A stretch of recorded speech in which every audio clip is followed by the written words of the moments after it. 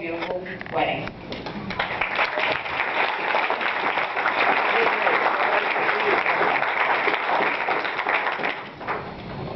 I'm going to read straight from the paper.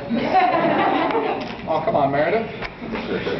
I know some speeches are just about roasting the person, but this speech is about Mary. Now, if this speech was about Shawn, I would have a lot more to roast about. Mary is a true friend. She is the definition of a true friend.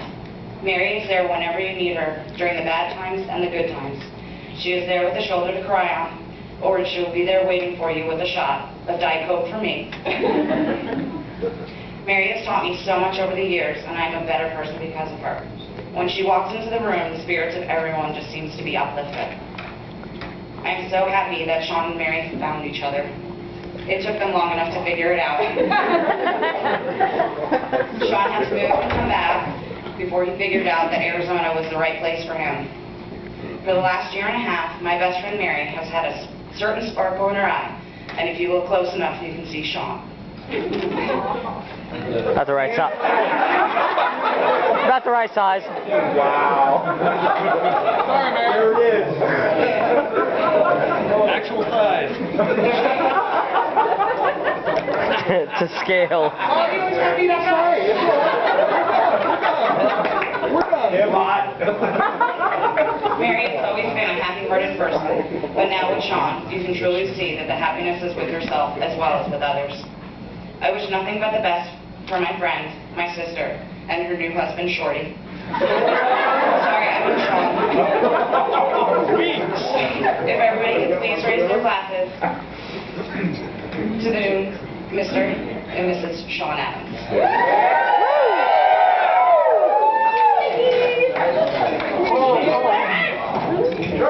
Here. We get it. I'm going to need more champagne. Don't be a point guard, Shawn. Johnny! That was rude.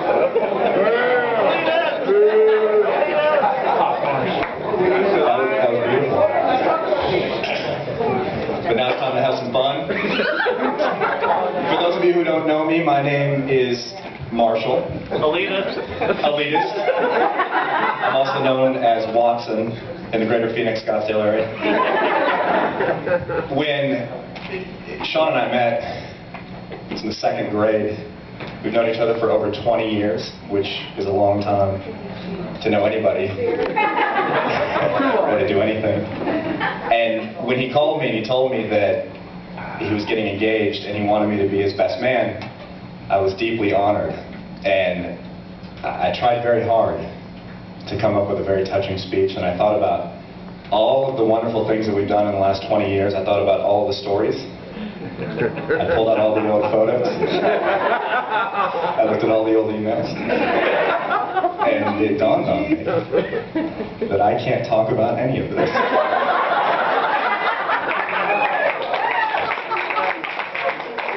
I am delivering a best man speech. I am not nominating him to be the president of the fraternity. So I wrote 2 speeches. The first is the one that's in my head that will never be delivered. And the second is the one you're about to hear. As I think all of you know, Shawn is an educator. He is probably the most well-educated person I know, which may say more about my friends than it does about me. But the fact remains that he has an undergraduate degree from Arizona State, and he has a master's degree, and he teaches college-level classes for a living. So I thought, what better way to share the 10 most essential facts about Shawn Adams than through a pop quiz?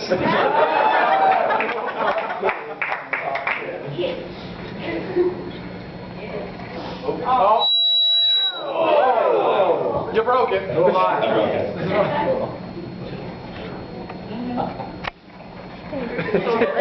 That's what I call it. The Shawn Michael Adams Standard Historical Educational Diagnostic.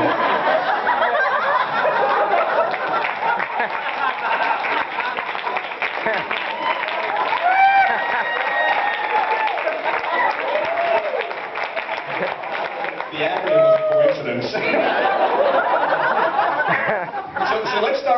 question. This is going to be an easy one. I want everybody to participate. If you know the answer to this, you should just shout it out. 5-4.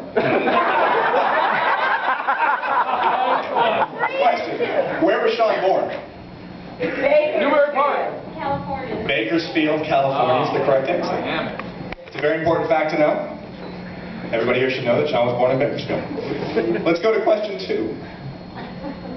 How many times has Shawn had viral meningitis? 6! I know that the over-under on this is pretty high, but This week? this is harder than the earlier question. So I gave you Right now! So I gave you a couple of choices. The first, none. Viral meningitis is a disease that only afflicts homeless people and carnies. Or B, once, because let's face it, Shawn will try anything.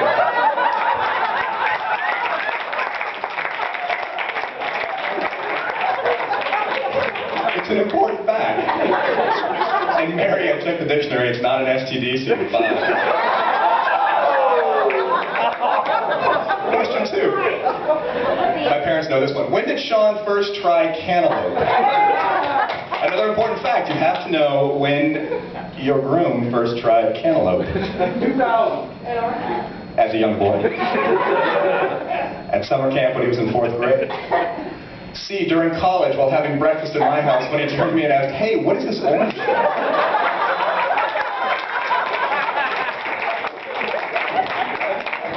True story, my mom fed him cantaloupe and it freaked him out. Yeah, something on the face. Next question. After Shawn and I graduated from college, we Got drunk. A, embarked on a grand tour of Europe. B, joined the Peace Corps. C, worked at a dry cleaner's for minimum wage while playing poker and on screens.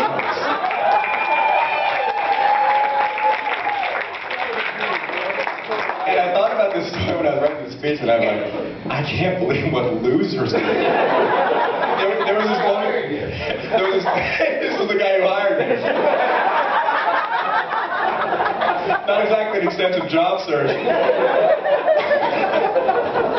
There was this woman that used to come into the dry cleaners. Her name was Ms. Jollycur. And we both thought she was pretty attractive. And she would come in once a week without fail. And Shawn and I would be wearing tank tops and swim trunks, playing 5-card draw for lifesavers.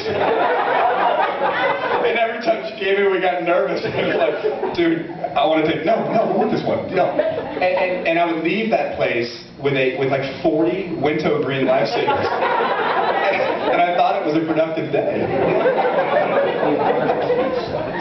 Next question. Shawn's first job was as a graveyard shift security guard at an elementary school. Was Shawn a good security guard? A, yes, he patrolled the campus every hour on the hour. B, yes, he took up the ancient martial art of judo in the event he needed to subdue an intruder.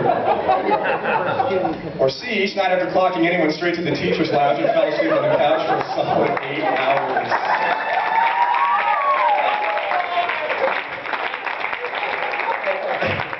At that point, there was a group of us who all had graveyard shift jobs, and Shawn was always so refreshed after his job. He would call me like, dude, what are we doing today? I'm like, I'm sleeping. I actually had to work.